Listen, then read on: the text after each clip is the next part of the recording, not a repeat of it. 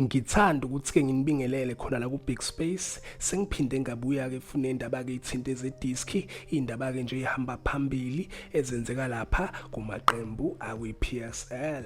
Ngiphethe-ke la indaba-ke ezahlukahlukene, kodwa ngizoqala ngodaba oluthinta-ke umdlali wayo-ke lapha i-Orlando Pirates, yena-ke uSipho Mbule. So bafowethu kulamaviki esiphuma kuwona bekutrenda kakhulu indaba yakhe kuMbule. Abantu-ke beyibuza ukuthi-ke yingane engadlali.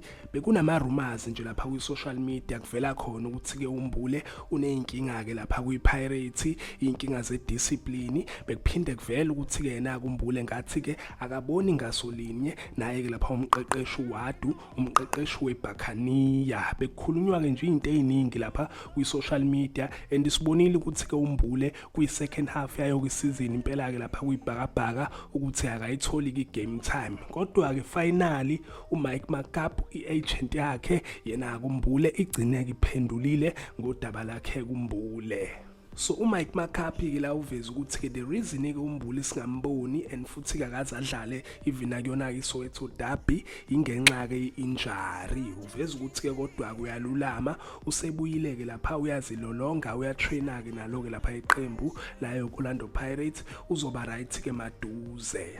Ngidluleke embukeli ngelapha kuyona-ke indaba ethinta kumqeqeshi waloko iBuccaneer, yena-ke lapha uWadu. Bafowethu yena-ke lapha umqeqeshi wePirates uWadu akekho-ke happy nge-stadium i-Orlando Pirates ebidlala-ke kusona ngenkathi idlala nayo-ke lapha iPolokwane City obekuyi-Old Peter Mokaba Stadium. Impela-ke akabanga happy ngalesa stadium, ubuze-ke nje into ey'ningi and futhi-ke wakhuluma-ke izinto ey'ningi. Uthi kuyena kuyenzeka isense ukuthi-ke bedlalise kulesa stadium ekubeni-ke siseduze i-stadium esi-right okuyi-Peter Mokaba Stadium, and ubeke sesho ukuthi-ke i-PSL ingenye-ke yama-league amakhulu khona-ke Afrika. Uthi-ke indlela yakhe kodwa benza ngayo ibuye-ke ibeke nokuphoxa, kumele-ke bebadlalise i-stadium e-right njengoba-ke ne-league kwaziyo ukuthi-ke i-league esezingeni eliphezulu. Yizo-ke lezi mbukela ade ngiphathele zona indaba nje isematheni ake ngithi-ke nje danke ngiyazi bongela.